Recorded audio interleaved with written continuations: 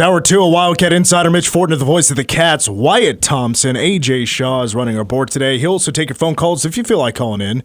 785-537-1350 is the number if you want to call in, give a question or comment about K-State athletics. We'll have Gene Taylor, the athletic director of K-State, will join us a little after 5:20 is when we'll hear from the AD. And at yesterday's game, Brett Yormark was actually at the game. Good opportunity to mix with, of course, K-State, but also a returning program in Colorado back to the Big 12 next year.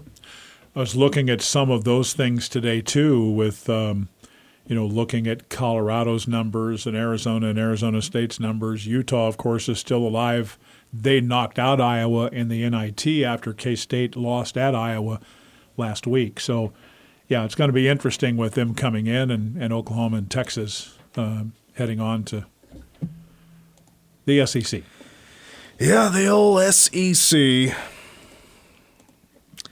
Actually, it's the Big Ten. The Big Ten's not having too good of a NCAA tournament on the men's side. Greg Sankey, right, he made headlines recently about the whole expansion talk of the NCAA tournament, which I'm not necessarily in favor of, just because the basketball fan in me feels like that we got it right. It's just big enough. Doesn't need to be any bigger, because if you go bigger, then you're really looking at teams that do they really deserve a shot at the national championship? It's that conversation. I just feel like 60. What were we at? 68. Mm-hmm. It feels right. So, or whatever the number is. But he mentioned that maybe we should start thinking about not allowing so many automatic bids with these low to mid majors. Yeah, those low to mid majors have done even better than the SEC did in the first round. Yeah, yeah. I mean, the SEC. Auburn. I think I said Big Ten, but SEC. Yeah. You lose. I think they were 1-5 in the first round, weren't they? Kentucky lost. Let's see. I got the bracket here in front of me. So Tennessee is still in. Yep. Tennessee is in. Alabama's still in. Alabama's the other one. And Alabama's good. And not that Tennessee isn't. They're both really good, but I mean, Auburn's gone. Bounced in the first round. And they're the ACC. Yeah. That's the other league that I wanted to mention, because everybody talked about the Big 12, and they've probably not done as well as they'd hoped. Same with the SEC. The ACC and the Pac-12 have been good in this tournament, especially the ACC. Well, we'll talk more about the NCAA tournament here a little bit later on, because I want to look at the Sweet 16 and who Wyatt thinks will get there in the Final Four out of those regions. Let's talk a little bit about K-State men's basketball, because we learned over the last few days or so, because the transfer portal actually opened up a week ago today. The day before K-State was playing their first round game and ended up being a loss to Iowa in Iowa City, but two players in the transfer portal, Dorian Finister and Cam Carter, have jumped into the portal. Just a quick thought. I mean, both guys jumping in doesn't really surprise me.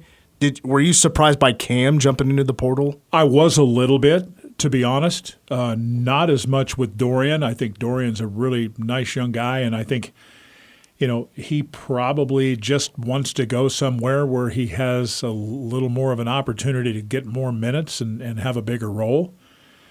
Cam was he started all 70 games in the time he was here.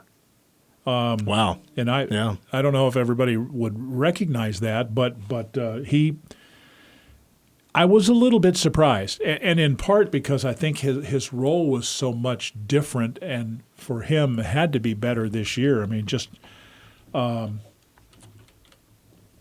the jump in the scoring average and that kind of stuff, that's a pretty big jump. Last year he averaged 6.5 points a game, and this year just a little bit less than 15. That's a pretty good little jump. So yeah, I was a bit surprised. Well, there was just a moment where it's kind of like after that hot start, K-State had started the Big 12. They went 4-1, right? Was in first place, and then we knew there was going to be a tougher schedule coming up. because after you beat Baylor, you still had back-to-back road trips to Iowa State and Houston. You had Oklahoma coming up. KU game was coming up. And Cam just kind of, I don't know, like it just didn't seem like he was making the smart moves, with the turnovers. The turnovers really started to add up. And it felt like it just wasn't the smartest plays. And I knew there was some criticism out there about the way he was playing, but also the shots weren't falling as much. I think he had, what was a run of like 4 straight games he didn't have a three-pointer. And, when K-State was missing, you never had Naquan Tomlin, Quez Glover, who could have been a starter, didn't have him all season long. So you're already limited. You already have 2 guys that you were expecting to play in the rotation, now out. And you have really 3 core guys that need to be your scorers every night. And when you miss Cam Carter a little bit too much and a little bit too consistent, it just didn't help K-State win some of those crucial games. I will say this. I think if you look at his Big 12 conference season, you would say that towards the end he probably faded a little bit. Some of it probably the minutes. To be honest, I mean, this is a 36-minute-a-game guy, and that was true also for Kaluma and for Tyler Perry. That's pretty massive minutes. That other teams do it too, but those top 2 or 3 guys usually have that kind of minutes, and I think it wore on him, and he did not shoot the ball, whether it was because of the minutes or whatever, but he wasn't at the same level from a percentage standpoint, especially from the floor and from 3. He still maintained at the free throw line, but for 3-point line and from the field, he did dip in the last, I'll say, third of the conference season. And the turnovers were up a little bit too. I mean, but I don't take away what he was able to do on defense. He was a heck of a defender. But I absolutely wish him the best. And for Dorian Finister, I mean, when you ride the bench for 2 years, sure, it is tough. Yeah, it is. It's time to find something else. It really is, and I hope he finds it. So really, where that leaves us now is, I think that's 3 scholarships open. Is that right? Because you'd have one with McNair, you'd have one with Tyler Perry. They did scholarship Tamont Lindsay in the second semester of this year. Now Cam. And you have and then David Castillo coming in next year. And you have Castillo coming in. It's interesting to look at this because with Cam leaving, okay, I'm anxious to see what is next. Meaning, most of us believe that there's at least a 50% chance or better that David Gasson could come back, right? Right. And I have the same question. I mean, Quez Glover, does he continue on to play basketball? What's the thought there? Exactly. Yeah. So Gasson, you wonder, will Kaluma come back? I think that's another one that is kind of waiting there in the balance. I guess with everybody else, I'm expecting the 3 freshmen to be back, Jarrell Colbert and that. Not a guarantee that all of that will happen, but I think the one thing we can say is like so many, K-State's going to bring in David Castillo, but they are going to hit the transfer portal large and hard. And they already are. I'm not going to start throwing out names because I find it to be pointless when you don't know what that's going to turn into. If they're going to visit, that's a different story. That means the ball's really rolling on this recruit. It's a possibility. And I really believe in the staff. And once they get a student athlete on campus, obviously the odds of them landing that recruit go up significantly. Yeah. And this is a pretty solid group. I mean, really, and it's, where is NIL now? With working with Wildcat NIL, are they now in a better spot to land the recruits they really want out of the gate? That they're recruiting the hardest, that's gotta be there as well. Let's be real, it's got to be there. So fingers crossed it's there. I also want to ask you one more question because obviously the season ended last week at Iowa with the first round loss in the NIT. How will you remember Tyler Perry? Because obviously now Tyler is done as well. It's a very interesting question. I think I would start just from the personal side. I would say what I'll remember about him is just a very, very big-hearted, caring young guy. I think you have to start with him there. I thought when it was all said and done, that sticking out probably shouldn't surprise anybody if you think you know Jerome Tang at all, right? I mean, that's the kind of guy he's going to recruit, somebody that really, really cares and wants to give you his absolute best every day. And you heard Tyler's comments after the year, right? I mean, you heard what he said. From a player perspective, I guess what I would say is I always appreciated his effort. You know, there were games where he just made incredible plays, and you know there were games where he struggled a little bit, and people defended him, you know, pretty well. But just in terms of the effort and his ability to make things happen, and it just seemed like in a lot of the games where when the game got its hardest, he always seemed to kind of rise above a little bit, and I always respected that. So for me personally, it's that, but I have to always start with just what the game meant to him, what playing here meant to him, playing for Coach Tang and that staff. Sorry about that. Those things really are paramount with me. I know there's a lot of, you know, the three-pointer just not being consistent, not being as advertised, the numbers weren't, you know, from what he had at North Texas. That is a part of his story, obviously, but I do admire that he found a way to score. Sure. And he was such a good free throw shooter. He could get to the free throw line. He wasn't, for half of the year, you know, Marquise Noel, reason he was just so dynamic and so good is, yes, he could shoot from outside, but boy, that kid can slash and get some tough shots to go. Yeah. Well, for a long time, Tyler struggled to just get around guys and get to the hoop. You know, he would have to, you know, it's like a running back that runs 50 yards sideline to sideline for a 5-yard gain. You know, he just couldn't get too close to the rim. He just couldn't beat a guy, you know what I'm saying? Sure. He would run all over the floor trying to do what he could, but then he did start to beat some defenders, and he was playing a little bit quicker off the hop, and he was getting those buckets to go, and then it opened up the outside game. He just it changed a little bit for him, but he adjusted his game, and he still found ways to score points. And I really admire that because that's probably not an easy thing to do, and he had a lot more on his plate than he was expecting to have in the first place. Well, there were times you said a lot of quality things there from my perspective because he's in a different system. He's asked to do things in a different way than he did in his previous stop. He did shoot the ball better at North Texas than he did here, but wouldn't you say, too, that part of that is the competition? But even though he's not the same type of athlete as Marquise, as an example, he still found ways to score at a pretty high clip. And if you really think about it, I mean, the guy was, 20-plus points, I think 11 times in, let me look here, 35-ish games. And he's legit that way. But again, I think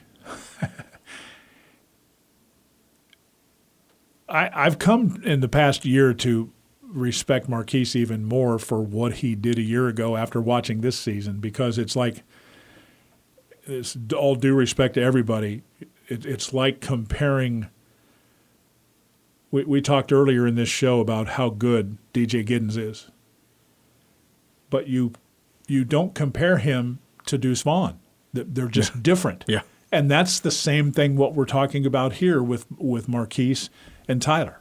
Both pretty highly effective players, but I think with Keese, just the elite quickness, like with Deuce, is what, for me, comes to the forefront and stands out like a sore thumb. We got to take a break. When we come back, we'll be joined by K-State Athletics Director Gene Taylor after this timeout on Wildcat Insider. We roll on with Hour 2 of Wildcat Insider. Mitch Fortner, Wyatt Thompson, A.J. Shaw. Now pleased to be joined over the phone by K-State Athletic Director Gene Taylor, who now joins us. Gene, really appreciate your time. And, of course, we lead off with the K-State women. Unfortunately, their season Wraps up a little early than we were expecting in the round of 32, falling to Colorado, but this season was a very special one. I'm sure you would agree. Yeah, absolutely. It's always good to be on. And you were right. It was a magical season in so many ways. I think this team, I think somebody talked about it yesterday. Obviously, the emotion was real yesterday in their post-game, Gabby and, Serena and some of those gals in the locker room. The emotion was real for a lot of reasons. I think they had a great run. I think they really enjoy each other. But their personalities really drew to our fans, and our fans bought in, and they showed up, and they loved them, and they all bought Gap goats, and it was just a fun team to be around, and that's why I think it hurts, and you're so sad for them that they don't get to play another couple of games. But overall, we'll look back and really enjoy this group and then this season because it was a lot of fun. Gene, I'm curious. You've been around the game of college athletics a long time, and I know you've been around a lot of special young ladies, but I'm just curious from the personality standpoint if you've ever been around one that is quite like Gabby. She is special, Yeah. and I think there's a lot of reasons for that. She's just always up and happy, and I think just generally connects with people and likes to have fun, and a tough and fierce competitor in my mind. I mean, and even though when she struggled a little bit this year, towards the end of the year, she was finding ways to get buckets and have impacts on games, but yet, she'd stand around and sign autographs and take pictures. She's just got one of those infectious personalities that people draw to, and I don't know what her future is, obviously from her career standpoint, but I guarantee you, if she ever wanted to work for K-State Athletics, we'd absolutely find a spot for her. 'Cause she could go out and you could entertain donors and raise money pretty easily. So I haven't even talked to her about it, but I may have to here short one of these days. The message that she gave yesterday to the media about she mentioned Jill Shields and Coach Mitty and her teammates and you and all of that. I'm just curious as how much did that get to Gene Taylor? That was special. That was special. Well, me. I have that's why I don't go to senior banquets. I'm telling you, particularly with young women, because they do get emotional. And I'm in the back room, and I'm trying to cover my eyes. But Yep. when you hear that, it makes you feel really good, and you feel really good about. It reminds you why you do this job, and what brings you to work every day is for young people like that come in and fall in love with the place and give everything they have to make it better, and for them to have a career, 2 years here that she's a K-Stater and be a K-Stater forever. And, it gets to you because, you want to see them keep playing, but they've got to move on, but, they'll always have a connection to here, and I'll do anything to help her, whatever she wants with her future. And one more thought on Gabby. I mean, just a thought here. It's like, I know Brian Smoller has a number of backups if he's doing TV or radio to help him out, do some color, but maybe Gabby is one more you add to that list. I would bet, yeah. She would be great. Gene, as a fan and as a member of the media, I was obviously thrilled to see K-State get the opportunity to host for the first time in 7 years, but when the athletic department hears that, and gets notified that K-State is hosting, how much work does that put on the athletic department's plate? Well, quite a bit. And I told our staff this morning, we had a staff meeting with our directors and the folks that really had a majority of the role in terms of leadership of this event. And, I think first of all, they thrive on it because they care so much and they're so good at what they do, right? They want every detail to be perfect, and they enjoy the fact that, hey, we're going to host a national event like this. And it starts with the details from the NCAA, but it's more about, hey, we're going to put on a first-class show because obviously we want to make our athletes to feel like it's first class, but then the team's coming in. And so they take great pride in that. And from the minute we got the notification, I happen to be, we announced it there in the Shamrock Zone. Everybody went right to work. I mean, we had our social media and our ticketing staff and our development staff in one conference room, and had our operations staff going through and making calls to the schools. And from that night all the way until the game ended yesterday, and probably for several hours yesterday, they were putting a lot of time and effort in, and it's a labor of love, and they do a great job. And I would host I would hold up our staff to any staff in the country that puts on an event like this. I think they're as good as there is in the country, and they take great pride. And for an athletic director that walks into the building throughout the week knowing that everything's going to be where it needs to be, and I don't have to worry about it. I don't have to ask questions. I mean, Brian and his staff, and Casey Scott, and Joni Smoller, and all our operations and media relations, Kenny Lanu and his crew. I mean, they're on top of it. And I walk in and just kind of sit there as a fan enjoying it because I know it's done at a top level. I had this thought run through my head on Sunday because I was told like all that signage you see from the NCAA, like they ship that in crates over to you guys. It's a lot of stuff that comes in. Are they very particular about when they get that stuff back after it all wraps up? Well, some of it we can keep. Obviously, the stuff with Kansas State on it. You know, the backdrop, the things that sit on the back of the chairs. Those chair covers have to go back, and there are some items that have to go back. But I mean, think about this: they got crates of sodas because obviously we're a Pepsi school, and everything behind the house was the other product, right? And we had to pull all of our stuff out of our refrigerators. They have Pepsi on them. We had to cover them up. We had to pull everything out and put in, basically Coke product. They sent lots of products in for each locker room, so each athlete would have various, sundries in their locker room. And then after that game, they pulled out those other ones and put fresh ones in. So I have to store and inventory that. We have all that signage we have to put up throughout the arena, cover up anything that is not, NCAA sponsored. They go through with an NCAA rep and have a long list of checklists that they do. So when that first team comes in on whatever it was this week, I guess Friday or Thursday, it's NCAA ready, and the hours that go into it. But there's so many level of details that it's pretty incredible that the amount of work they have to go through to put an event on like that. Jane Taylor is our guest. Let's talk about the NCAA tournaments for just a moment. Obviously, we were talking about the women's game and the season coming to a close in our first hour, Gene. But one thing that Mitch mentioned was just the growth of the women's game here lately. I know it's got a lot of run with Caitlin Clark, but it seems to be that, but more. Do you see? Do you feel like the women's game has taken a monster step here in the last year or two with all of those kind of things that have happened?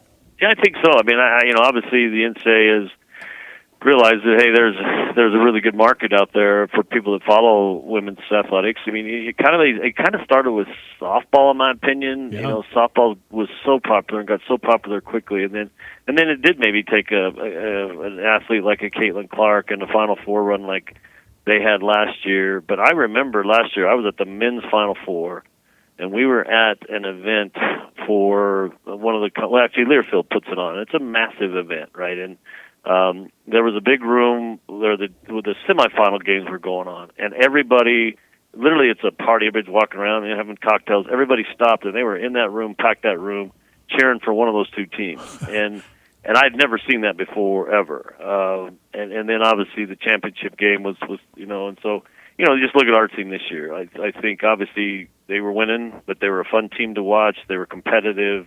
They beat Iowa. They go and beat Iowa, and they, at one point were 20-1. And our fans are like, okay, hey, this is a great team to watch. So again, just like K-State fans, I mean, they're gonna buy in and support, and they did. And when Gabby asked for the sellout, they certainly responded. And good for those ladies because they deserved it, and our fans deserved a chance to see them again. And it was a great. But yeah, I think generally, I think it started with women's softball and the popularity of that, and it's just continued through. And I think you're going to see probably that much growth in volleyball with the Nebraska filling a football stadium. So I think those kind of things are good for everybody. Gene, would you be in favor of expanding the NCAA tournament field? I don't. I think that, if you do it the right way and you don't take away from these teams that come in and make the NCAA tournament special, like obviously one of the commissioners feels that we should expand it and give more opportunities for the power schools.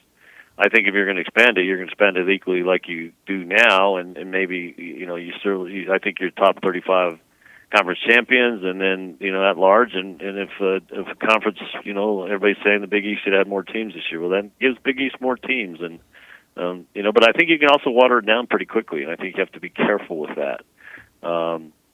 But I don't think I want to put just all the 16 seeds in one tournament or the early part of the tournament and then let them survive. I'd rather, if you're going to add it, do it in a way that doesn't water it down and keeps this tournament as exciting as it is. I mean, I guarantee you Oakland never had as many followers as they did after that, their game, and then the Yale and some of these teams that come in and upset the Power 5 schools, and I think that's what makes it special. And so if expanding it's going to hurt that, I don't agree with it. But if you can expand it in a way to still have equal access for the teams that deserve it, then I'm fine with that. But I think no more than 72 or whatever works. I think we get to 90 now. You're talking about a whole different deal, and I'm not a big fan of that. We can't have you on here and not ask you about baseball for a moment, since they've won 9 in a row and just swept Houston at Houston. And Coach Hughes just got career win number 800 Friday night. Pretty good weekend for baseball. And they've been playing really well. I think, I wonder sometimes that they just need to get down 3 or 4 runs and then they'll come back and win. And, yeah. We actually got up the other night and then we got down and then they came back. So I think Pete and the coaches feel there's a lot of talent on this team, and I think they've been kind of working through some challenges from a pitching perspective, obviously with a couple of injuries, and I think that's maybe beginning to settle in. But a big weekend this weekend. Obviously 800 wins. I called Pete the other night when he hit 800. What a milestone that is! How many young lives he's had an impact on over those 800 wins. And I just told him, hope we have a lot more in our future. And I think this team's capable, and it could be another fun ride with baseball. But this conference is not easy to get many wins in. And so to sweep a team on the road is really, really, really, really hard to do. I wanted to ask you one more, if you don't mind. I know this doesn't get a lot of publicity, but I'm just curious as to what you think now, since the renovations to the track indoor is done, and just the reaction that you've gotten from that, not just from donors and fans, but from the track people themselves, and what that means to Cliff and their program. Well, I think, hats off to Cliff, because he had his fingerprints are all over the design of that in terms from a track perspective, right? Everything from the bank, the degrees of the bank, and where to put the throwing and the flat track around so they can warm up, and et cetera, et cetera. But I know that first event that they held in there with Miami and I think Oklahoma State and KU, I can't remember who all was in it, the rave reviews from the track athletes and the coaches about how fast the track is, right? Everybody wants to run fast so they can qualify. And I think this is going to get out there, and once it gets out there, then we'll be able to see some pretty significant track meets in the indoor in the future. And it's interesting. Track's very interesting, as you know. They used to be the old duels back when I was in college, but they don't do that. It's all about getting to a track where they can get multiple teams and they can run this fast and compete, and set marks so they can qualify for the in-state championships. If our track gets out there that it's a fast track and it's capable of doing that, then I can see where teams will say, I used to always go to this event. I'm now going to come to Manhattan. And I think we can probably see some future teams coming in here that we haven't ever been able to host before. That's a great thing and a compliment to to Cliff and his program. Well, Gene, we always appreciate you stopping by here on Wildcat Insider. Appreciate your time. We'll be talking again down the road. Thank you. All right. Thanks for having me on, guys. Take care. That's Gene Taylor, KSAT Athletics Director here on Wildcat Insider. Let's take another timeout. We'll jump back to the NCAA tournament, get Wyatt's thoughts on the rest of the men's field as we're down to the Sweet 16 when we come back. I thought this was Hall Notes. We're back to Wildcat Insider. Mitch Fortner, Wyatt Thompson, and A.J. Shaw. Why do you fill out a bracket? Do you do that whole thing? You know what? I don't know if I mentioned this to you or not. I don't bet, of course, can't, but I always fill out a bracket, but I didn't even do that this year because we found out late Sunday night about the NIT and left the next day at 2 o'clock. I just didn't have time to fill one out. So no, the answer for this year is no. Normally, yes. Well, if you were just didn't really pick a whole lot of upsets and went chalk, you're probably doing quite well because it's pretty much chalk. There's some 5s and some 6s mixed in. Every one of the regions has 3 of the top 4 seeds still alive, and then you have one of the, somebody that's pulled off an upset. You have like San Diego State, who's a 5. Actually, they didn't upset anybody. They just got a good run so far. They beat UAB and Yale. So you like that. Clemson beats Baylor. Nice upset win for Clemson. Clemson's a good example of having seniors and having veterans and guys that have been in the program for a while. That's a good example of how that pays off. I mean, Clemson has a player in Chase Hunter who's been with the program for 5 years. He's been a leader, and I mean he hit 3 threes. He had 20 points against Baylor. He's a great defender. It shows how that can pay off. Continuity important to Clemson. In the Midwest, Gonzaga 5 seed is in, but you have a 1, 2, and 3 still in. And then I guess if there is a Cinderella story, it's NC State, which has been a very incredible story because they've now played 7 games in the last 11 days or something like 12. that. 12 days. And they had to win 5 straight days in the ACC tournament to win it all. It's been remarkable, honestly. Again, I think it would be fair to say Kevin Keats was on the hot seat going into the ACC postseason tournament. Wins 5 games in 5 days, and here we are after Selection Sunday, a day after they win that championship. Basically a week later, he's in the Sweet 16. What a run that must be, right? I mean, that's crazy. They are an 11 seed, and you know what? They're kind of fun to watch. They are. They got that big guy. They're 5. DJ Burns? Big guy. Uh-huh. He's pretty athletic. Well, he has really good touch for a big man. Yeah. And by a big man, I mean a big man, not just the center on the team. He's, what would you say, he's 285-ish? Maybe a little more? I can look it up. Yeah. I'm curious to know now. What they list him at and what he really is probably the real question here, if I'm being honest. Okay, DJ Burns. Is that what you said his name is? Uh-huh. So he is 6'9", 275. That's a big guy. It is a big guy. Interesting.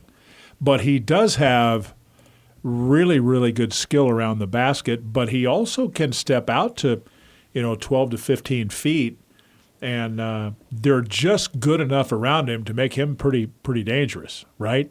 I mean, they're an interesting team. Now, with that said, do I think they'll beat Marquette? Well, Marquette was knocking out some shots against Colorado. I was going to say, have you watched Tyler Kolek play? He's pretty crafty. I was watching that game, actually. I was sitting right next to Colorado's radio in Bramlage, right next to their play-by-play. And I had the game on, and he told me after the game, he's like, I was really trying hard not to pay attention too much to that game, but I didn't want to tell you to turn it off. I was like, oh, okay, whatever. But I was hoping yesterday was a really bad day for Colorado. But let's start with the South, because Houston is still in there. Houston is my national championship pick. I thought heading into the tournament, even though what happened with Iowa State happened, I still think they're the best team in the nation. Although UConn is right there. But you have Houston, Duke, NC State, Marquette. Who do you like out of that group? Well, like you, prejudice here a little bit, but I have always said that I think to go and win a national championship, you have to win one game that maybe you got a little bit lucky in. And I think for Houston, last night might have been it. They're up 12 or 13 points with under 2 minutes to go, and somehow A&M gets the thing to overtime. That was a horrible jump ball call. Horrible. Well, I don't think that should have been calls. Well, there was. Yes, the fifth foul on L.J. Cryer was awful. The fifth foul on Jamal Shed was awful. In fairness to all of those officials in that game, and 2 of those guys work a ton of Big 12 games, that was one of them. I was trying to think about this today, trying to think about a men's college basketball game that I have seen recently, whatever that might be, 2 years, 5 years, 10 years, whatever, recently that was as physical and as tough as that one was. That had to be a hard game to officiate. Agree? Yeah. That was. I didn't watch the whole game. I caught second half and overtime. But Did you tape it? You owe yourself find a it favor somewhere. to go back and watch it. I mean, it's just I thought it was an incredible basketball game to watch. Incredibly good. But late in the overtime, I mean, Houston's got a kid there after Shed fouls out that's 3 of 4 at the free throw line for the season, shooting the 2 biggest free throws this year for that of group. his life. Yeah. It was crazy. And I loved A&M's fight. Buzz Williams is just one of those guys, and they just said, "Hey, we are going to take it to the rack, and we are going to make you foul us," and it almost worked. They almost got it done. Well, I love that. I didn't care who it was. I'm just glad A&M beat Nebraska, and Nebraska still has not won a single game in the NCAA tournament ever. But you like Houston in the South? I'm going to say yes, and the reason still is the same that I liked him in the Big 12 all year long. Defense, well, 3 things. Defense, rebounding, and toughness. In the East, UConn, San Diego State, Illinois. We only got a couple of minutes left, but those 3 in Iowa State. I'm with UConn until I'm proven wrong. You have to do that. Yeah. I do think they're the best team in college basketball. Did you see Klingen's game? He had like 14, and 10 blocks. In the West, North Carolina, Bama, Clemson, and Arizona. This one's one of the harder ones to pick for me because I could make an argument either way on Carolina, Bama. I do like Arizona over Clemson if they play the way they're capable of playing. I'm going to say Arizona in this one. I just got a feeling that maybe this is their time to get there again. And in the Midwest, Purdue, Gonzaga, Creighton, and Tennessee. Wow.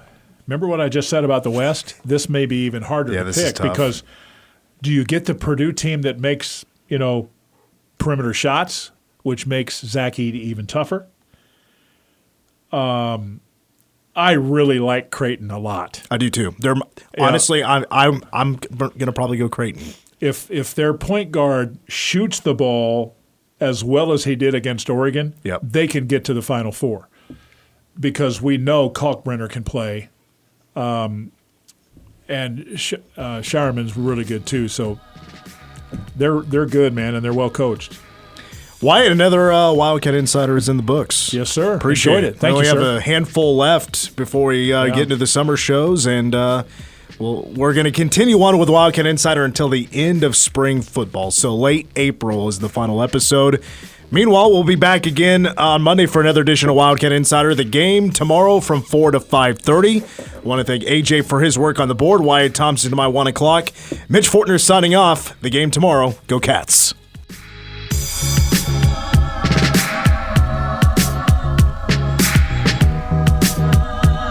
Getting you closer to the locker room than anyone else. This is